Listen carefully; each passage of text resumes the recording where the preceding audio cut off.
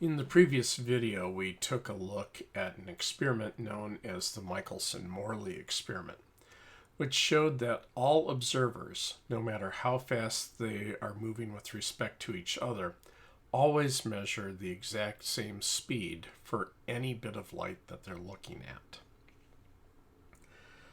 Now, this is going to force us to have a big rethink about a lot of our thoughts about the Galilean transformation.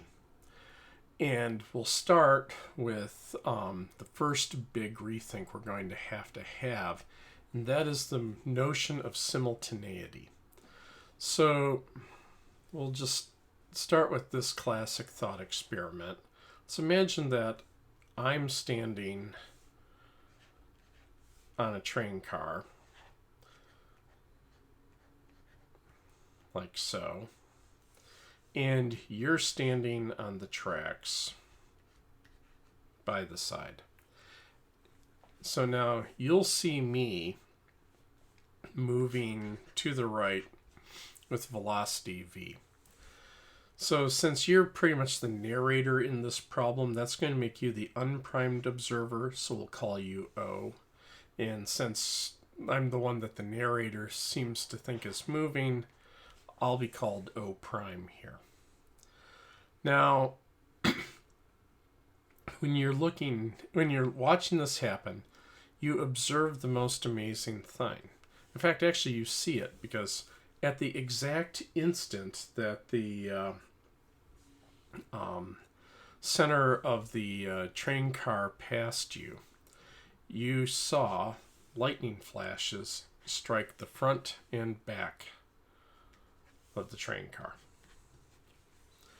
And so you can observe that these must have happened simultaneously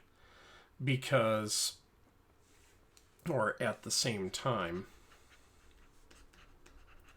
because you're equidistant from both flashes. So you know light took the same amount of time to travel from A to you and B to you. So you conclude then that the two lightning bolts struck at the same time. Well, what am I going to observe? What I'm going to observe, and we'll go ahead and say that my name for the event of the lightning flashing the front of the train car we'll call B prime. For the back of the train car we'll call it A prime, just to keep them straight. So you say that A and B happened at the same time. What do I say? I'm actually going to say that the lightning bolt that struck the front, B prime, happened before the lightning bolt that struck the back of the train, A prime. And you would say, well, how could you possibly say that that makes any sense? Well, let's think about it just for a second from your perspective. From your perspective, I'm moving to the right? So this means that from your perspective, I am seeing the light from B first because I'm running toward it. I'm running away from the light at A, and so you would rightly conclude that I would see B prime before A prime. But keep in mind that since I'm an inertial observer, I'm allowed to say that I'm stationary and that you're the one who's really moving, in this case the other way. So what do I see? Well, here I am at the midpoint here, and we both agree that I saw B prime first and then A prime. So we'll say second.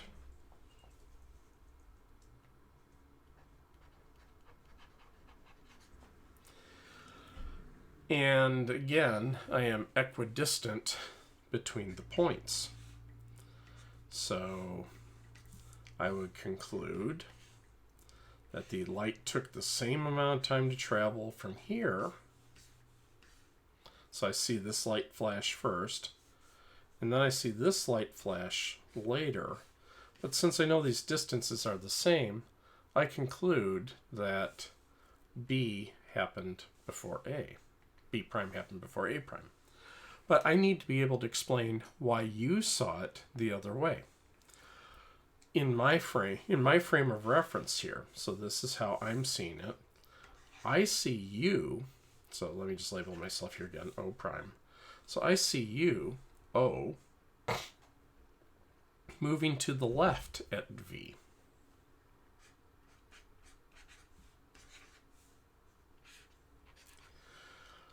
And what I would say happened is that you were running away fast enough that the light had to travel from some extra distance from B to get to you. And then eventually caught up with you when you got here. Meanwhile, since you were running towards A, that light didn't have to travel as far. And it just so happened to work out, I would conclude, that although B had a head start, the fact that you're running away from B was perfectly canceled out, and so the two flashes of light got to your eyes at the same time. So the question is, who's right? So pause the video and get back with me. Okay, so the answer is we're both right. What is happening here is we are having different experiences of space and time.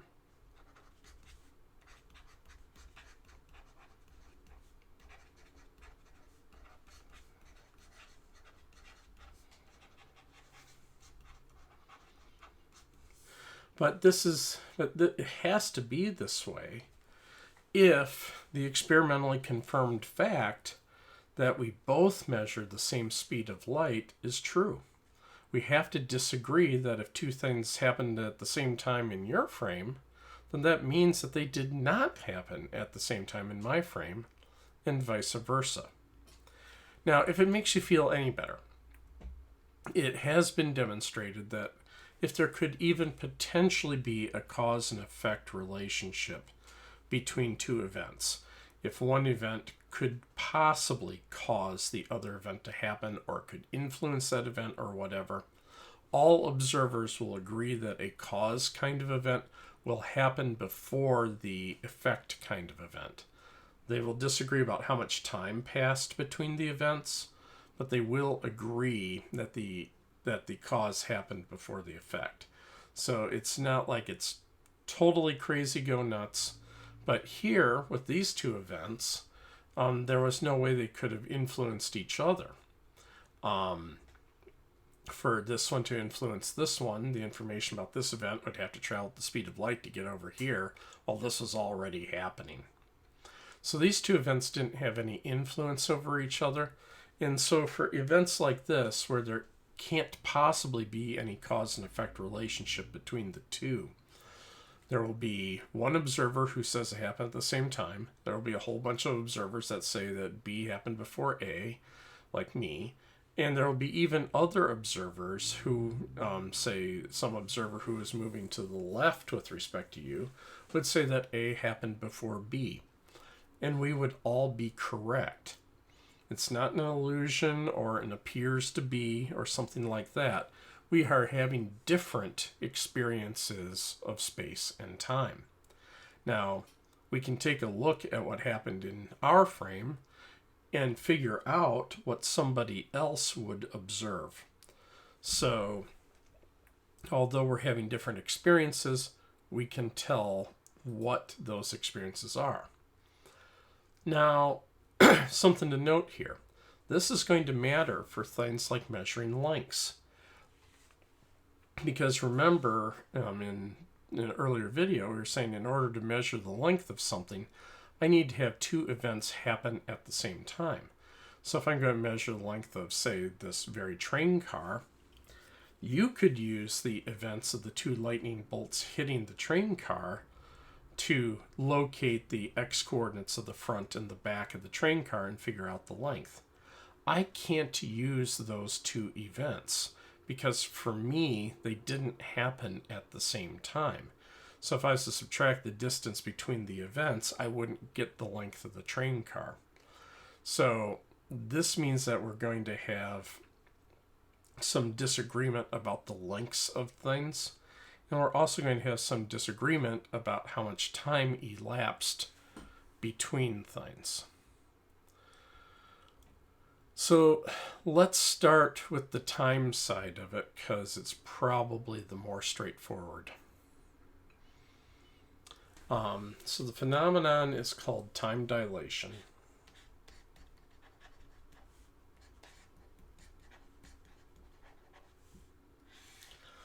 And it's due to, again, this is coming from a thought experiment due to Einstein. A thought experiment is just a tool that theoreticians use to imagine, to guide their theoretical explorations. So they imagine doing an experiment without actually physically doing one. So this is a thought experiment due to Einstein. He's trying to get down to the nuts and bolts of what makes up a clock. And he realizes that because if you remember all the way back to mechanics, we said a clock, time is that thing measured by a clock. So now that we're having a bit of a crisis about what is space and what is time here, we need to think really hard about the clock. So Einstein came to the conclusion that in order for something to be a clock, it needs to have a reliable tick and tock. So he then got to thinking, what would be like the one clock that absolutely everybody would agree works the same way? Well, it would be one that somehow involved the speed of light. So what he imagines is a photon of light going from one mirror to the other. So this is the tick. And then when it bounces back, that's going to make our tock. So this is called a light clock.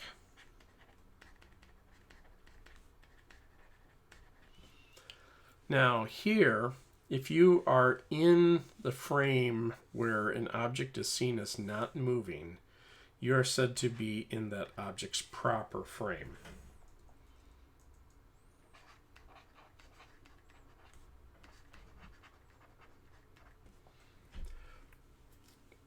So we can figure out the time that elapses between a complete tick-tock cycle. We'll call that time delta tau, because again here, in order for us to measure the length of something, we had to have two events that happen at the same time.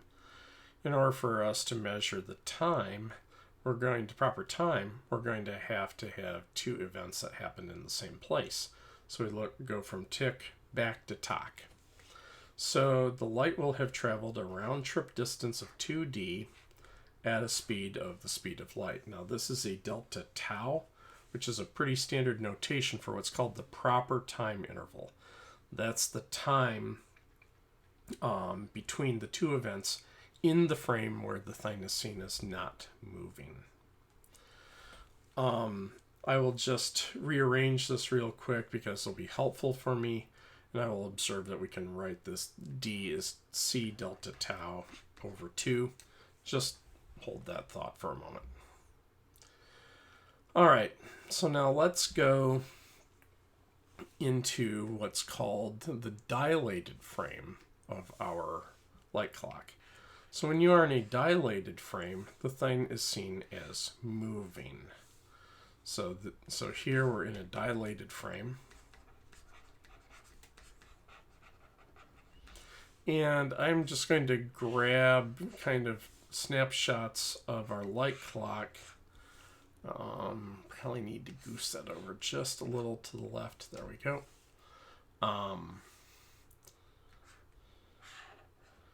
At 3 spots. So we'll start at the beginning of the tick, the end of the tick, / beginning of the tock, and then the end of the tock. So if we follow, in a frame where our light clock is seen as moving here to the right with velocity v, we'll still agree that this distance here is d.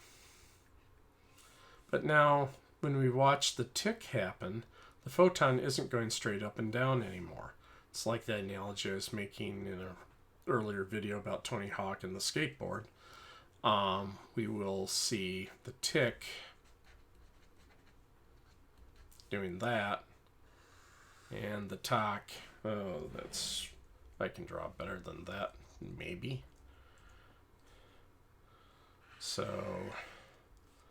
yeah, well, I tried.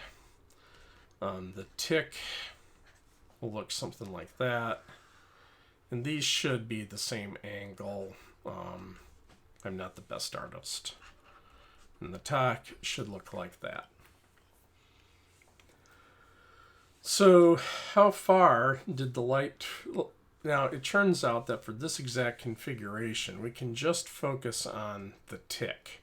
In general, you have to worry about both the tick and the talk because of the whole symmetry of the thing. But here we can just focus on the tick. So how far did this move from tick to talk? From the beginning of the tick to the beginning of the talk? Well, this will be v times, now I'll call this delta t over 2. Because here I'm going to say that the time elapsed, delta t, in this dilated frame is going to be equal to, well, what? 2 times this distance here over c. So we need to figure out what that distance is. So this distance here, this light is traveling at the speed of light. The time it took was, let me back up. So let's focus for just a moment on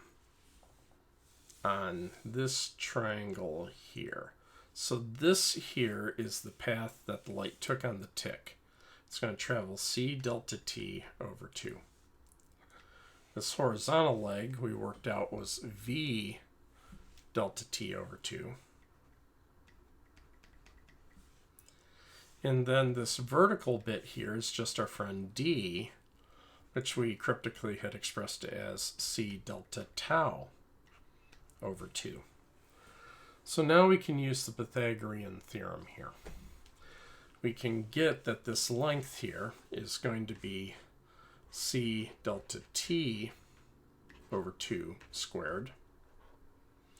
And that'll be equal to v delta t over 2 squared plus c delta tau over 2 squared. All right, let's just square everything. So this is going to give me c squared delta t squared over 4 is equal to v squared delta t squared over 4 plus c squared delta tau squared over 4. And we will have a cancel-palooza of the force. So the goal now is to try to express delta t in terms of delta tau, the time elapsed in the proper frame. So let's just go ahead and rearrange this. So if I subtract this from both sides, I can pull out delta t squared, so I'll get,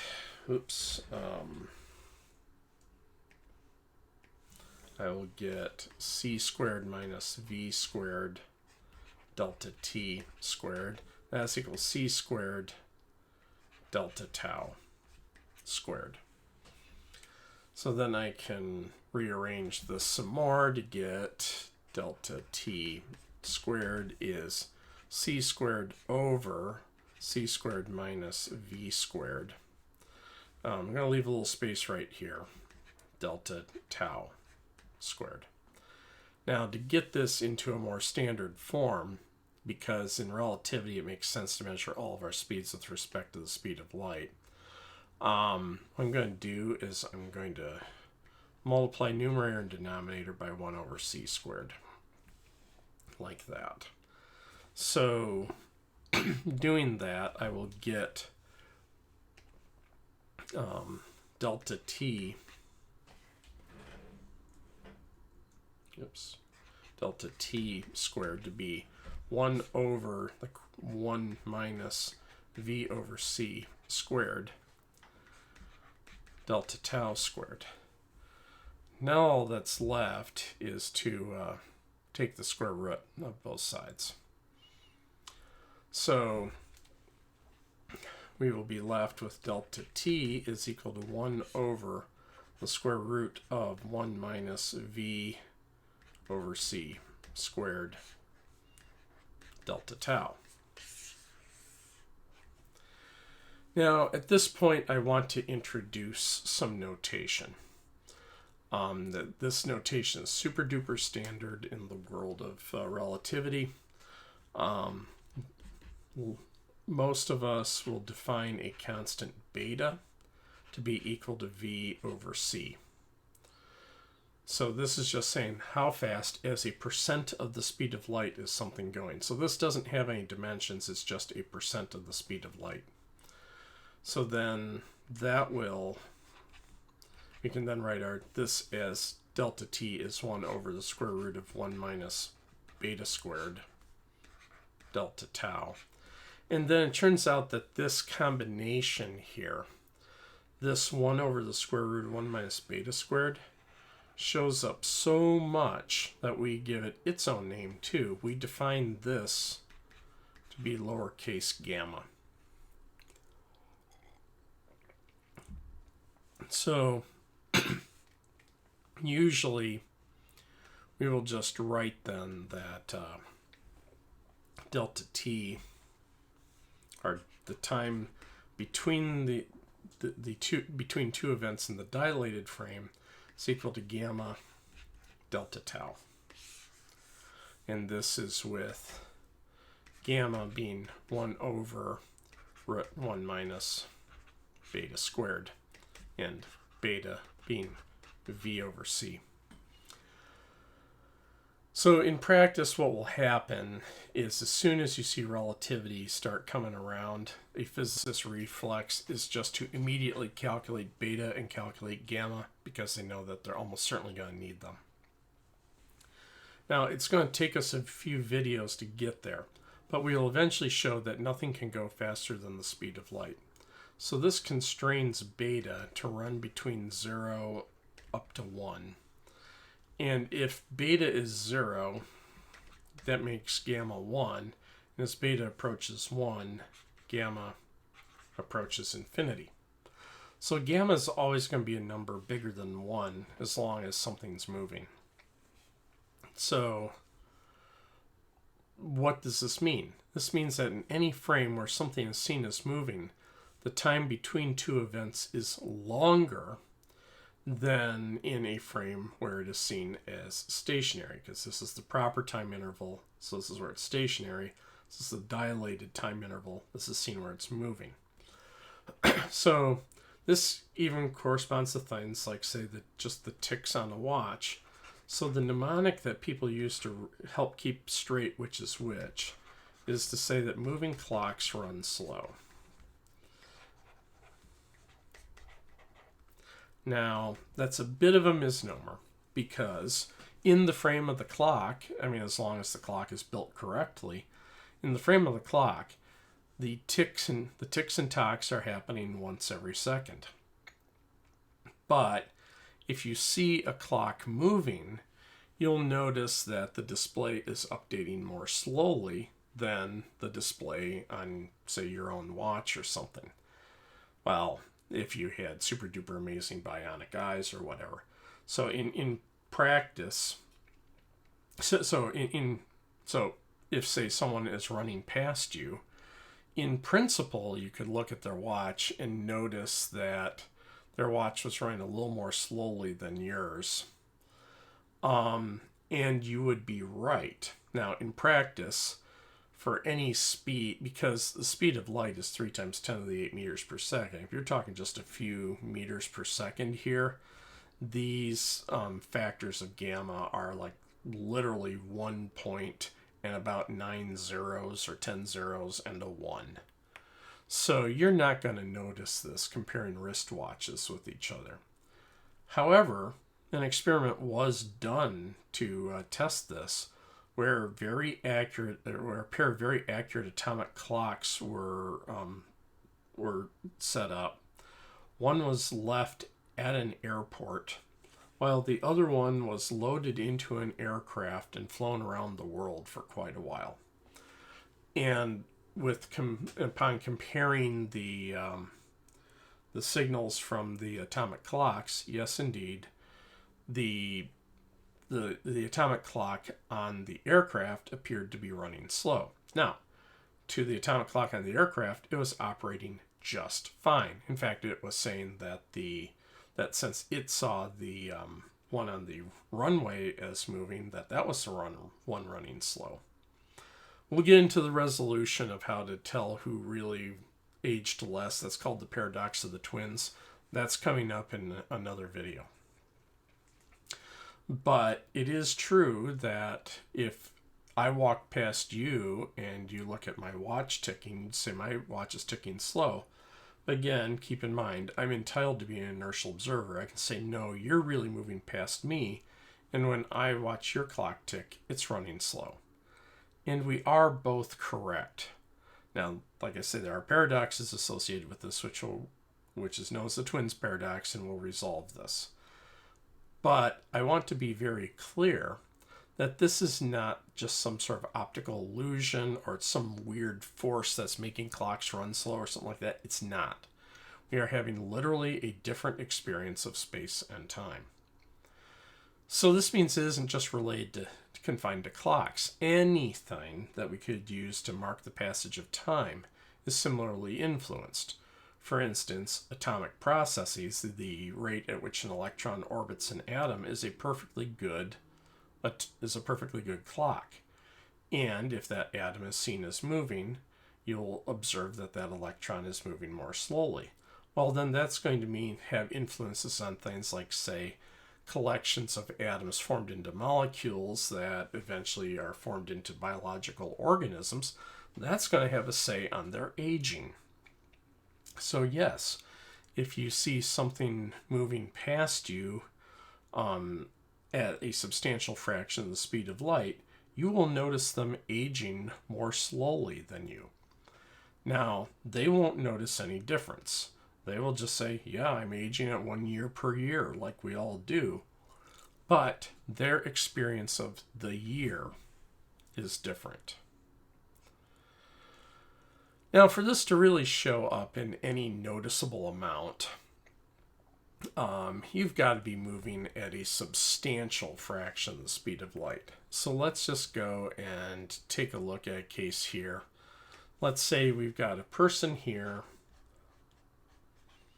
who is looking at their shiny wristwatch. There we go. That's supposed to be their watch. Oh, well, I tried really hard. The ticks on the watch will happen once every second, so that would give us a proper time interval between watch ticks of 1 second. Now you're going to say, you're going to say though that you see them as moving at 0.9 C. So what you want to know, so here you are watching them, is what time will you measure between the ticks of the clock? So the usual rule of thumb here is as soon as you see relativity happen, calculate beta. Okay, step 1. Beta is V over C. V here is 0.9 C over C, so beta is just plain 0.9. All right. And then you also calculate gamma. Gamma is 1 over the square root of 1 minus beta squared. So this will be 1 over the square root of 1 minus 0.9 squared,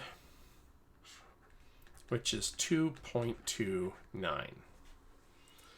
So now using your mnemonic of moving clocks run slow, really the way most physicists do this is they then say to themselves, all right, do I multiply or divide by gamma? So since you would see the events of the ticks of the watch happening more slowly than the owner of the watch, you would say that more time elapsed. So that does indeed assure us that yes, the watch is the proper frame here, and then you looking at the watch move, that's going to be the dilated frame. So delta t equals gamma delta tau. So this will be 2.29 times the 1 second between ticks, or 2.29 seconds. And yes, experiments have been done at these kinds of speeds and even higher, and this sort of thing does indeed show up. But again, in our everyday life, beta is going to be a number that's something like a whole bunch of zeros and a 1. And then you're going to square a whole bunch of zeros and a 1, subtract it from 1, take the square root. You're going to get a number that's just barely bigger than 1. So in our everyday life, although these things are happening all the time, you don't notice them because the difference is so small.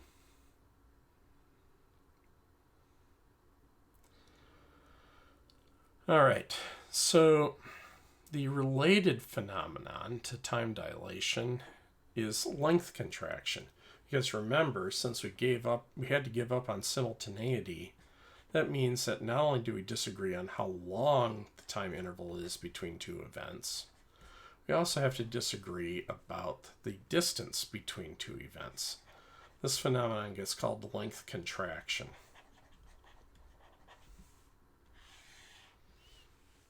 So if we go back to our train car here. So here I am sitting on my train car. And we'll have you over here by the side of the tracks. So we'll say that to mark our two events, we will think about an orange pylon that happens to be sitting next to the side of the tracks like so. Now, so the two events that we're going to use are orange pylon meets front of train car and orange pylon meets back of train car. So if I calculate my speed, I'm going to say that it is my proper length. So we'll say the length of this train car is L. This gets called the proper length, because this is what I measured the length of the train car to be in a frame where it's seen as not moving, because I'm stationary with respect to the train car. I'm seeing the pylon move from here to here.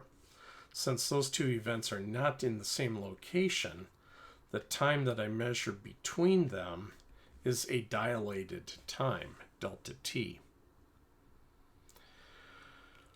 Similarly, you'll go ahead and do the same kind of calculation. You'll say that the speed of the train car, I was saying it's the speed of the pylon. For you, it's the speed of the train car. Well, that's easy to measure. We take the distance that we'll take the length that we see the train car to be. We'll call that counterintuitively capital L, even though it's going to turn out to be smaller. This is the dilated length, because you're seeing my train car is moving. D-I-L-A-T-E-D, length. But the two events of front train car meets pylon and back train car meets pylon happen in the same location. So that is a proper time. All right. So we both have to agree. You have to agree that my train car is moving to the right at V, I have to agree that the pylon is moving to the left at v. So we can go ahead and equate those two here. So we'll have L over delta tau is equal to the proper length over delta t.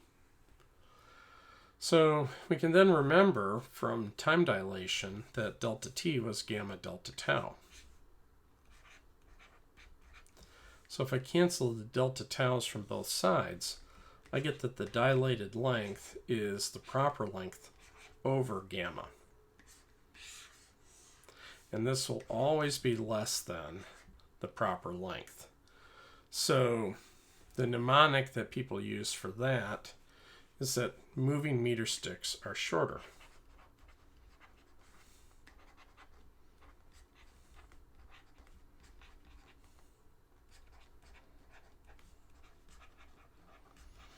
Again, in the frame of the meter stick, a meter stick is 1 meter long, period. But you and I are having different experiences of space. And so, while I will have measured the distance that the pylon traveled from front to back to be the proper length of the train car, L, you're going to say that the train car was shorter.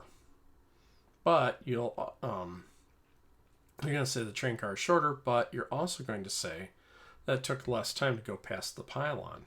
That's how we're both going to agree on the same speed and keep that consistent.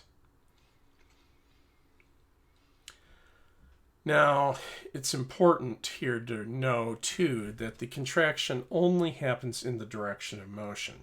So if we think about observing, say, a cube, and I'm being careful here to say observe. If I think about some cube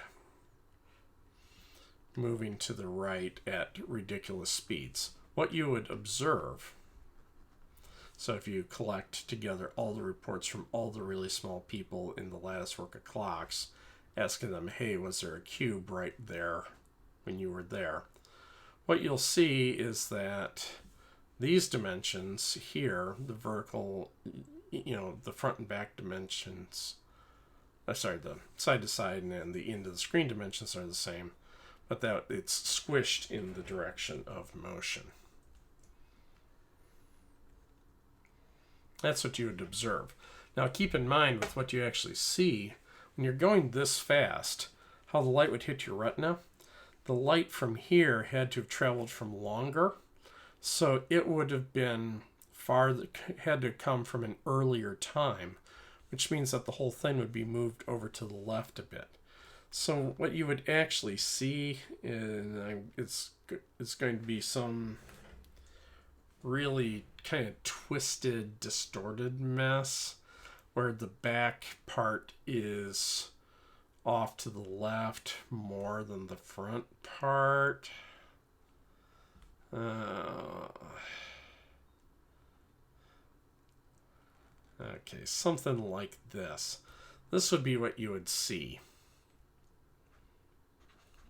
But even here, as you watch this thing go by you, you can start to calculate out where and when all of the different bits of light originated from, so that you could eventually compute that although you see something incredibly distorted like this, it actually is looking like this in 3D.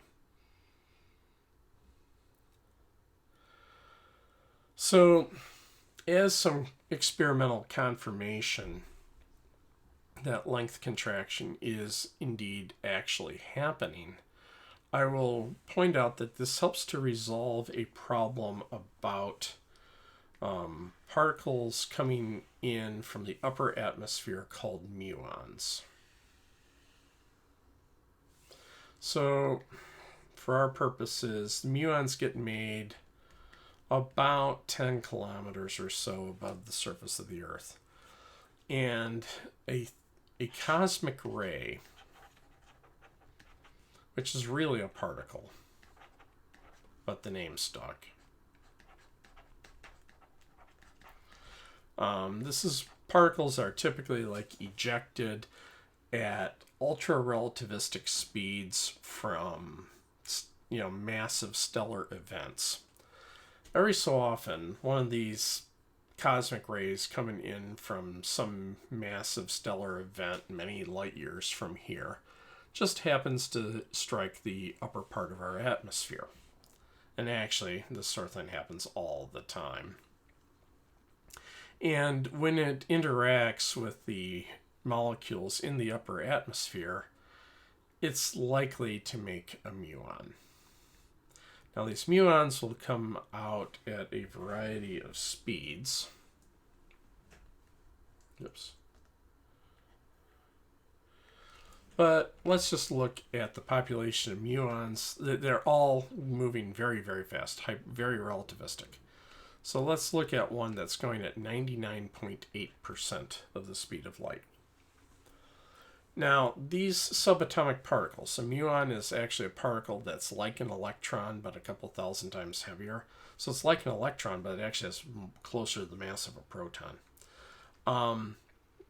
If you just have a muon just sitting there all by itself in the lab, or actually a collection of them, you'll notice that half the sample of muons will decay in 1.5 microseconds. Now, if you're going at around this kind of speed, you're probably going to need the muon to live a little longer than that. So what happens is, this is what's called the half-life. So it means in 1.5 microseconds, you're down to half the number of muons you made. In 2 half-lives, or 3 microseconds, you're down to a quarter. In 4 half-lives, or 4.5 microseconds, you'll be down to an eighth, and so forth. So if you do the math in between this, you get that the percentage of muons that live for at least 2.2 microseconds is about 36%. Now, if relativity weren't a thing, and you were to calculate how long it would take for this muon to travel 10 kilometers, you would see there would be so many half-lives that we should never detect a muon on the surface of the Earth. Because it would basically, for all practical purposes, almost all of them would have decayed. But here's where time from our perspective, time dilation comes to our rescue. If we go ahead and calculate beta and calculate gamma here, so beta is going to be 0.998 c over c, so 0.998. Gamma will be 1 over the square root of 1 minus beta squared. So gamma is 1 over the square root of 1 minus 0.998 squared, which when you crunch that through is about 15.8.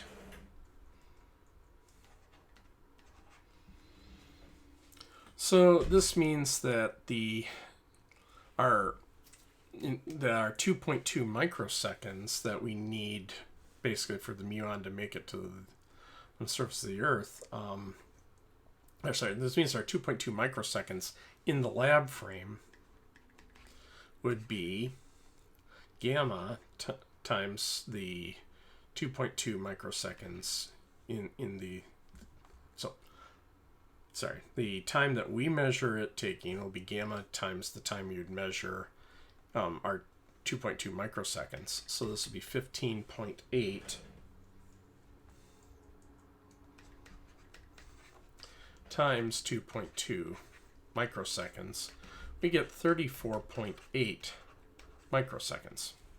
Now it turns out that 34.8 microseconds is going to be roughly the time it takes for muons here to make it down to the surface of the Earth.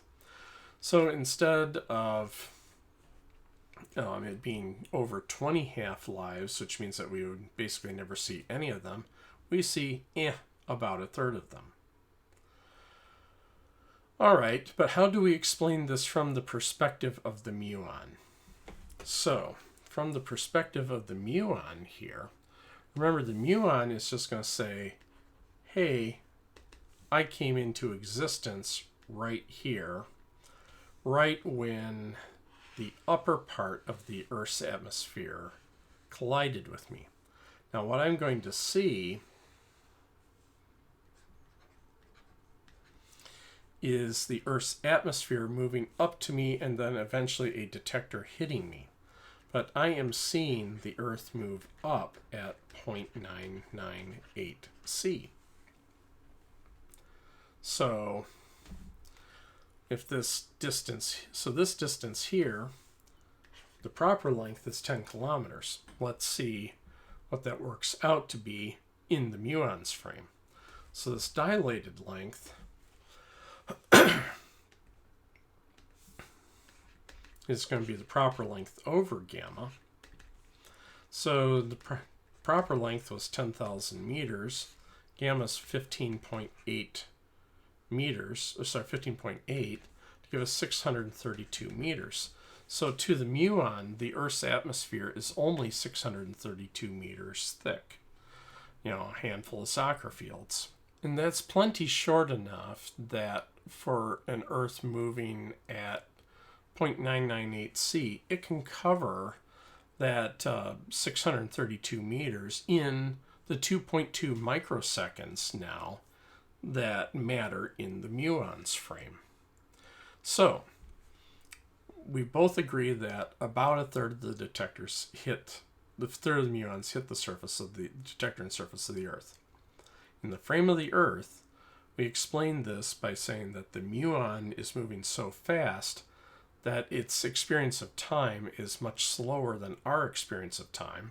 So thus, despite the fact that we should normally never see any muons make it here, we see about a third. From the perspective of the muons will conclude that the Earth is, because the Earth is moving so fast, its experience of space is different than that of the muons.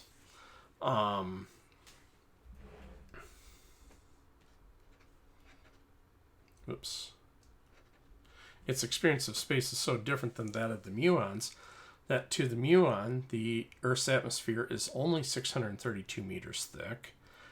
And so in the 2.2 microseconds that it takes for us to be down to about a third of the muons left, the Earth has actually moved 632 meters, and so the detector can collide with the muon and be detected.